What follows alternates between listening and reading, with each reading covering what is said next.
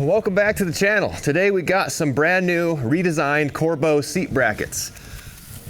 So earlier in the year, I bought Corbeau seats and Corbeau seat brackets for this Land Cruiser, and we did an install video. And it turned out that the brackets didn't fit at all. And I actually was warned. There were a lot of posts on the I Hate Mud forum board saying that these brackets do not fit, that you have to modify at least one or two of the mounting holes per bracket, and that the passenger one will not clear the rear heater.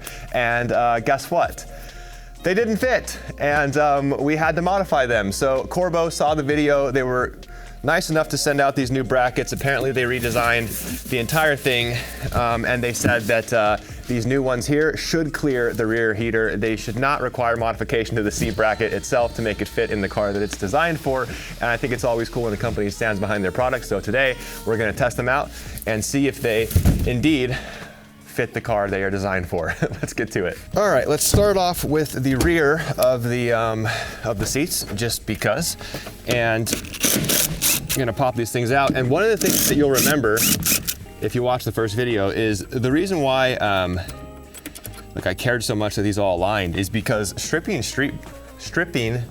seat bolts, it's a tongue twister, is super common with old cars. People, they tend to just jam these things in and force them, and then you end up with a bunch of stripped seat bolts. Not something that we want. We want to keep all these nice, keep the threads intact and not have to, what am I attached to? Is there, oh, there's seat bracket down here, or the seat belt indicator. Anyway, we don't want to have to rethread seat mounting holes or anything like that. And honestly, when it comes to a pair of $1,000 seats and $200 brackets, we expect everything to fit as it's supposed to fit, of course. So let me get this thing out of here and then we'll take a look at the new bracket.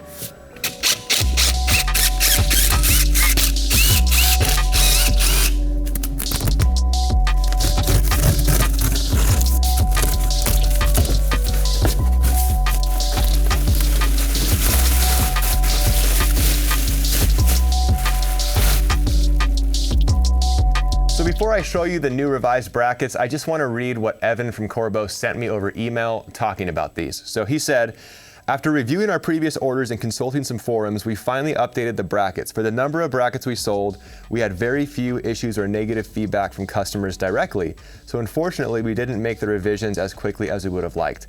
Okay, I think that the reason why there probably wasn't a lot of customers reaching out that were Land Cruiser owners or Toyota owners is because the nature of that crowd is to modify and change things.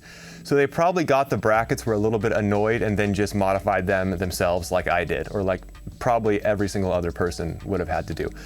So it then says, interestingly enough, it was the same day your brackets were delivered that we had a local customer's Land Cruiser in our shop for the same adjustments.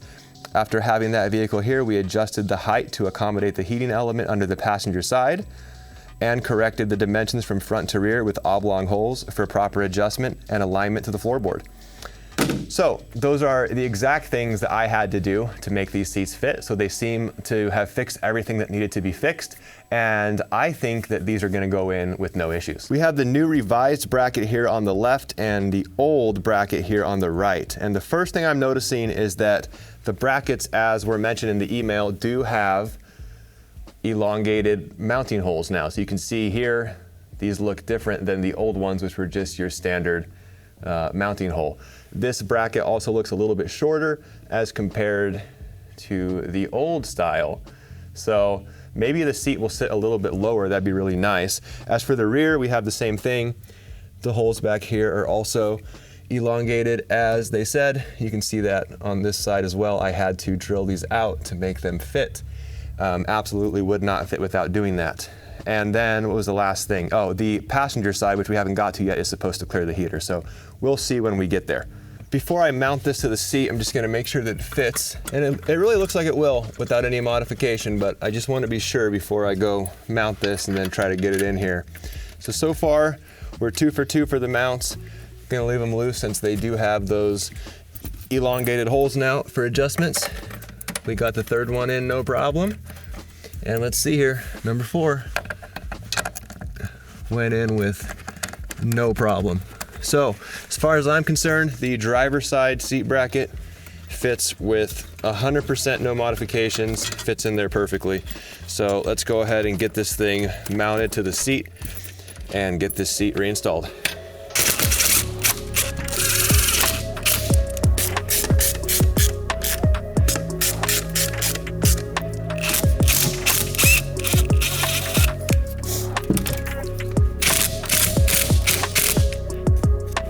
Well, as you can see, the seatbelt hits the seat, and this is actually an issue the other seat bracket had too. When you tighten the seatbelt down all the way, there's not enough clearance between this bracket and the actual seat itself to clear that seatbelt buckle. So you can see on this one, I bent it a little bit just to get some clearance there. And I'm thinking I'm probably gonna have to do the same thing on this side, because we don't wanna mount this thing straight up and down. That's not how it goes. It goes at a slight angle like this. So gonna slightly bend this thing out to get better clearance here, but otherwise everything else going together really well. And I actually just loosened it up so you could see it a little bit better. You can tell that right there, the bolt actually contacts the material from the seat.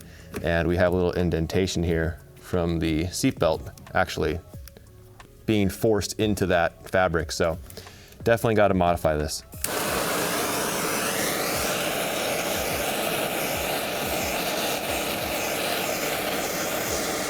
I have this thing clamped in the vise in a way where I'm hoping I can just heat up this joint right here and not bend any of the rest of the mount. So I'm just trying to get this thing a little bit hot in this corner, and I'm gonna just slightly bend it up to get it out of the way.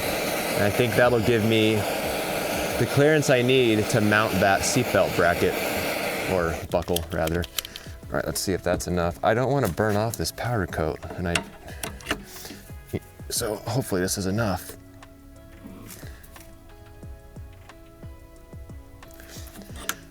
That seems like it might be good. All right, let's try that.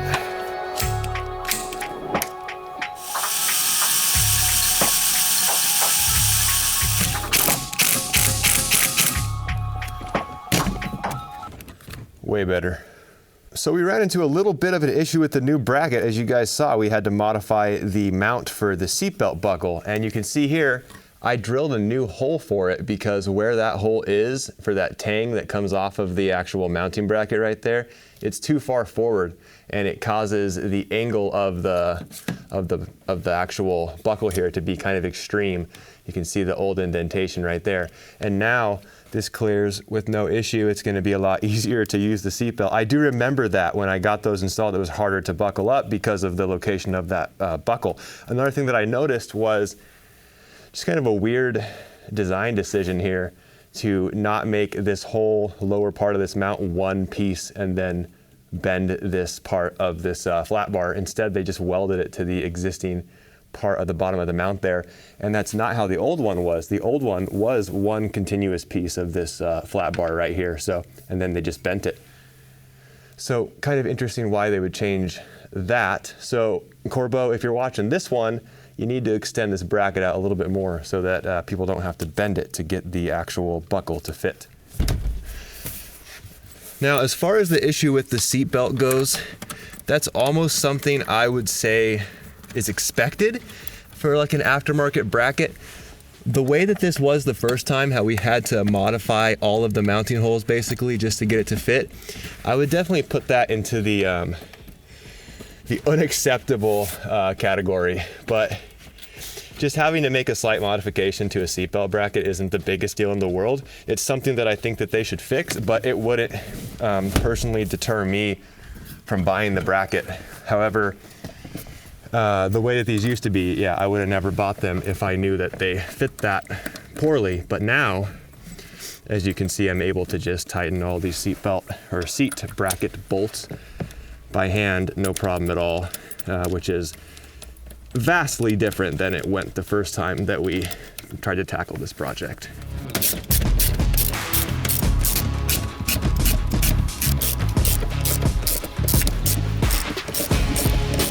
Moment of truth, let's see how I fit and if this bracket's any lower than the last one. All right, probably would put myself about right here.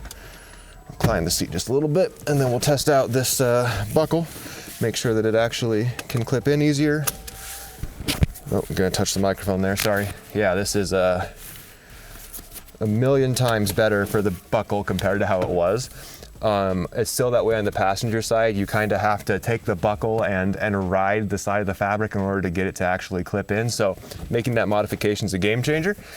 Definitely makes it work as you would expect it to. And yeah, this seating position, I actually think I did gain some headroom, because I remember before, if I was wearing a hat, my head would hit the roof, and now it's not unless I come all the way over here. So it does seem that we probably gained maybe half an inch, maybe, I would say half an inch of clearance on the new bracket. Nice.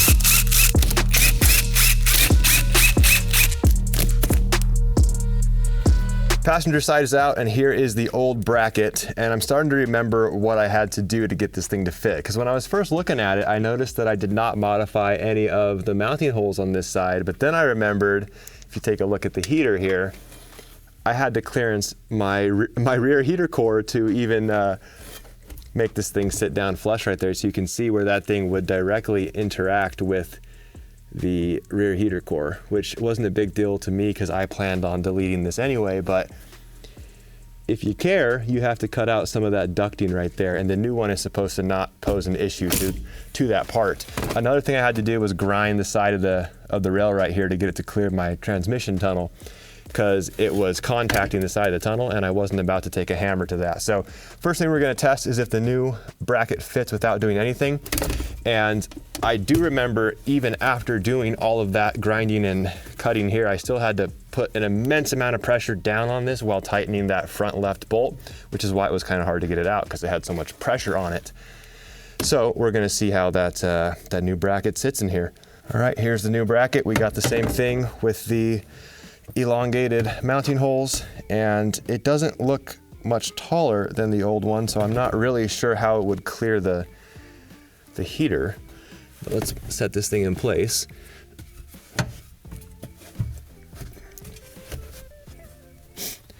All right, I think we might be running into some of the same issues, but let's check before we verify that. So I'm going to start putting in some of these mounting bolts and see where we're at.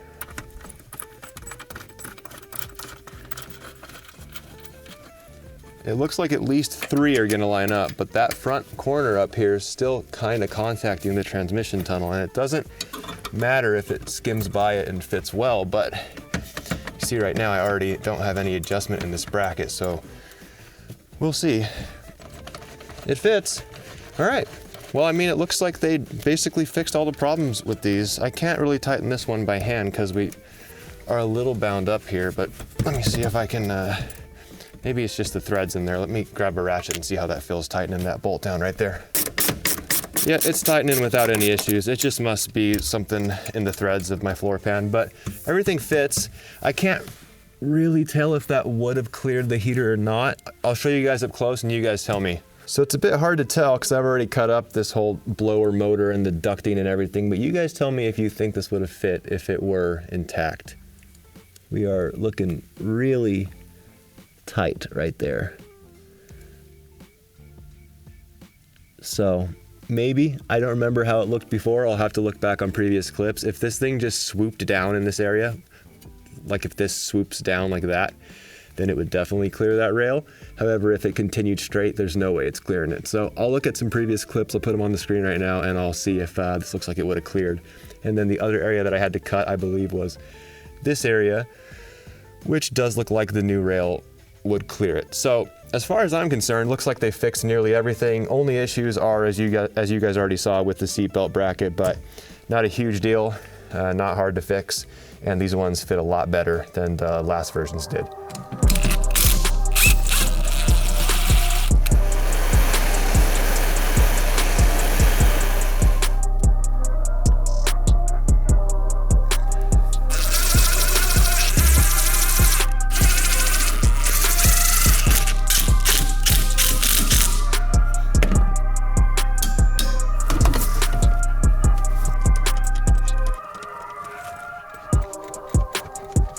All right, let's test the seat belt on this side. I can't fully explain it, but on this side, I did not have to drill out that seat belt mount. I just had to bend it. So try to hook this thing up, see how it goes.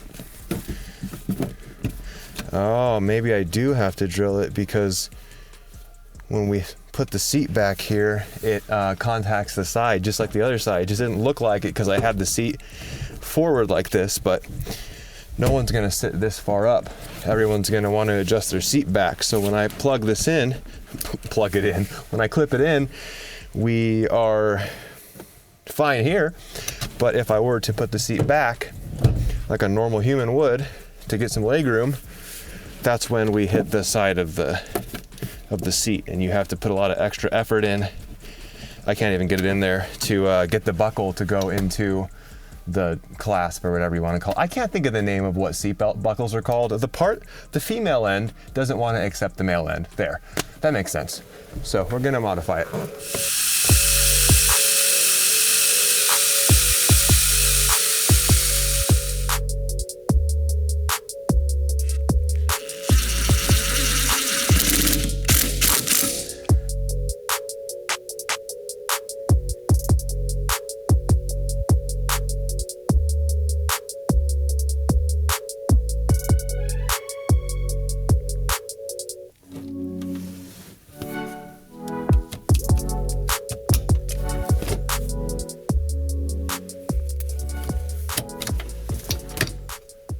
So those are the new Corbo redesigned seat brackets for the 80 Series Land Cruiser. Are they perfect?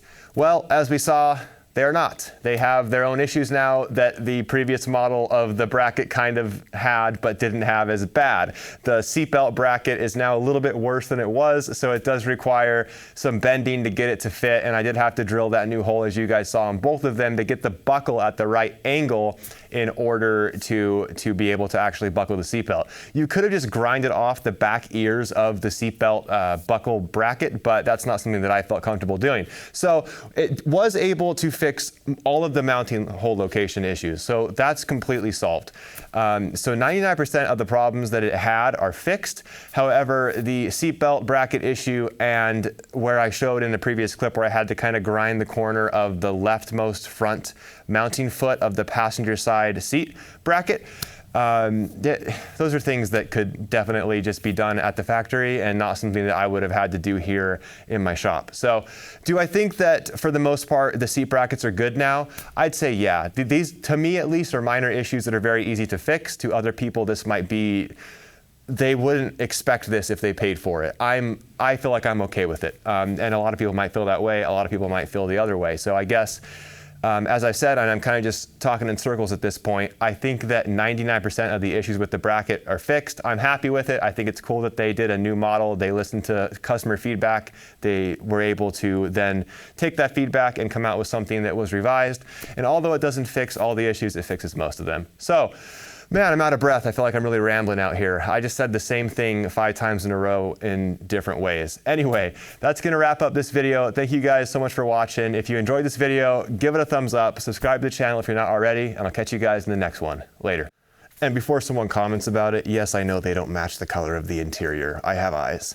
I just don't care.